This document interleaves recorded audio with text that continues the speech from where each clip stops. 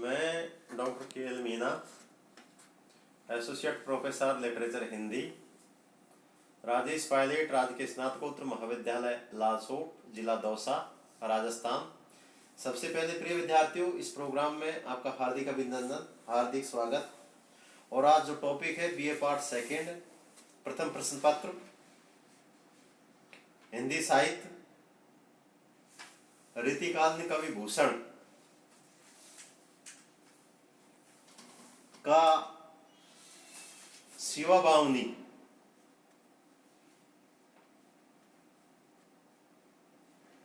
का व्याख्या भाग। इसमें शिवाजी की धार्मिक आस्था और हिंदुत्व की भावना से संबंधित व्याख्या है।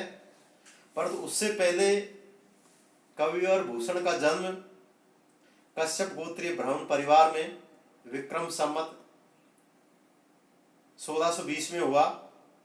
वे मतीराम व चिंतामणि त्रिपाठी के भ्राता थे। इनका वास्तविक नाम अज्ञात है कि वास्तविक क्या नाम था, कोई पता नहीं।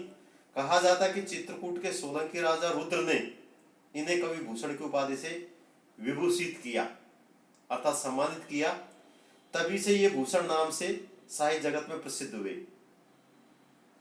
भूषण को अपने जीवन काल में अनेक आश्रयदाताओं का संरक्षण मिला, जिनमें हृदयराम सोलंकी, साहूजी, बाजीराव, चिंतामणि, जयसिंह, छत्रसाल और छत्रपति शिवाजी के नाम लिए जाते हैं।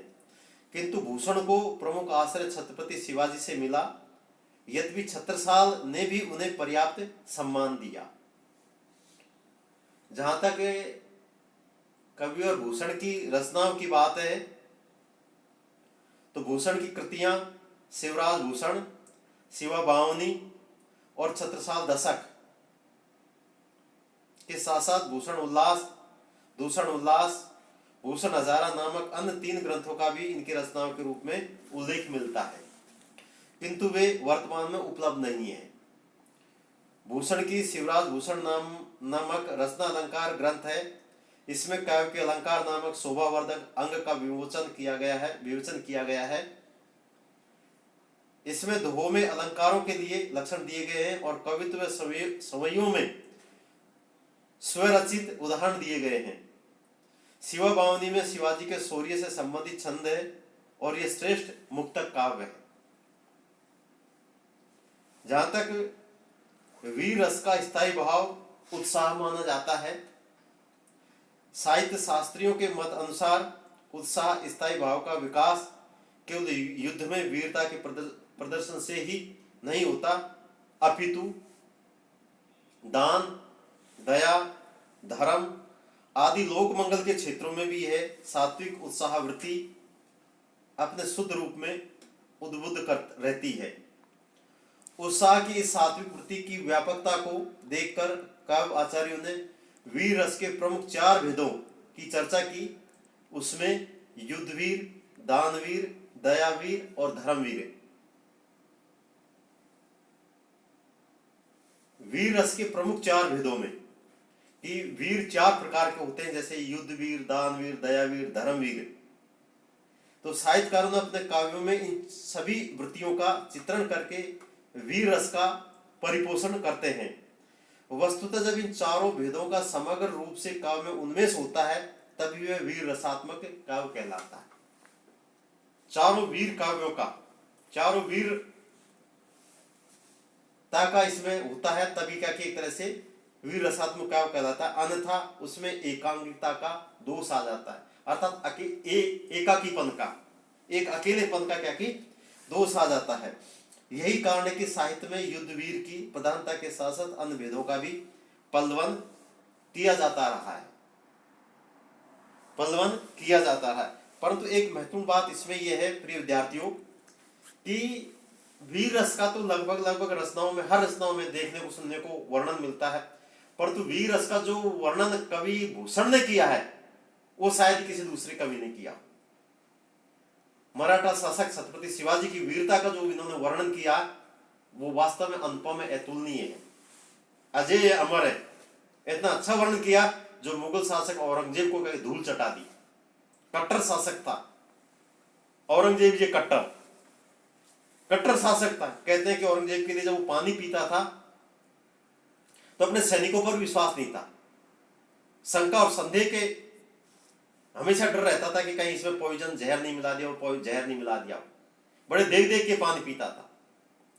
परंतु जब युद्ध हुआ दोनों के बीच, करीब 1658 में है शायद या 48 में, तो छत्रपति शिवाजी की जो महिमा का, जो प्रशंसा का वर्णन कवि भूषण ने किया है, वो वास्तव में देखने सुनने को कहीं देखने को नहीं मिलता। इतना अच्छा वर्णन क्या कि कवि भूषण ने किया है। कभी दोबारा मौका आएगा तो मैं बताऊंगा। इसमें एक और देखिए आप कि कवि भूषण के काव्य में वीर रस का परिपाक, यद्यपि भूषण के काव्य में प्राय सभी रसों का वर्णन मिलता है, किंतु उसमें प्रधानता वीर रस की है। वीर रस की है। शास्त्रीय दृष्टि से समत्व वीर रस के चारों प्रकारों, युद्धवीर, दयावीर, दानवीर, धर्मवीर का परिपोष उनके काव्य में बड़ी उत्कृष्टता से हुआ है।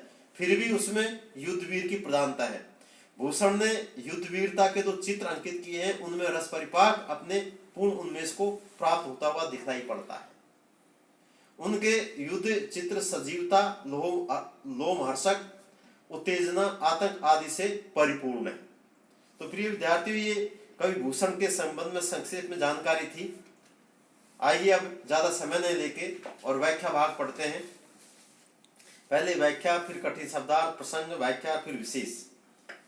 व्याख्या देखिए, वेद राखे विदित पुराण प्रसिद्ध राखे, राम नाम राखे अति रसना सुधर्मे, हिंदुतन की चोटी रोटी राखी है सिपाहीन की, कांधे में जनेऊ राख्यो माला राखी घर में, और मीठी राख्यो मुगल मरोड़ी राखे पातशाह, बैरी पीसी राखे वरदान राख्यो कर में, राजन की हद राखी तेग बल शिवराज, देव राखे देव बल सर्वधर्म राख्यो घर में।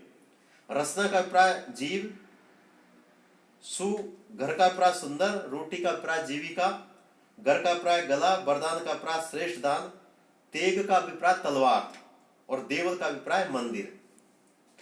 प्रसंग यह अवतरण कवि भूषण द्वारा रचित शिवाजी के गुणगान से संबंधित है। इस प्रसंग में शिवाजी की धार्मिक आस्था और हिंदुत्व की भावना का सशक्त चित्रण हुआ है। यह पद्यांश शिवा भावनी से संकलित है।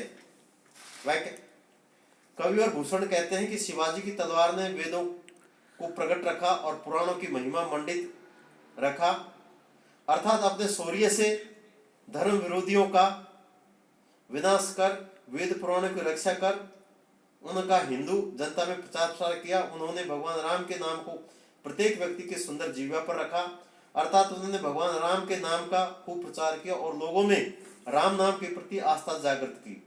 उन्होंने हिंदुओं की चोटी तथा सैनिकों की जीविका को बचाया और हिंदुओं के कंधे की जनेऊ तथा गले की माला की रक्षा की, अर्थात शिवाजी ने मुगलों के आतंक के सामने सब प्रकार से हिंदू धर्म की रक्षा की। उन्होंने मुगलों को दबाकर रखा तथा बादशाह को मरोड़कर, बादशाह मीन्स मुगल शासक औरंगजेब को मरोड़कर अर्थात उसके अभिमान को चूर चूर करके रखा, अपने शत्रुओं को पीस कर रखा तथा अपने हाथों में श्रेष्ठ दान देने की क्षमता रखी। वीर शिवाजी ने अपनी तलवार के बल पर हिंदू राजाओं की सीमा एवं मर्यादा की रक्षा की और मंदिरों में देव मूर्तियों को हिंदू धर्म के विरोधियों से सुरक्षित रखा और अपनी मातृभूमि भारत के धर्म की रक्षा की।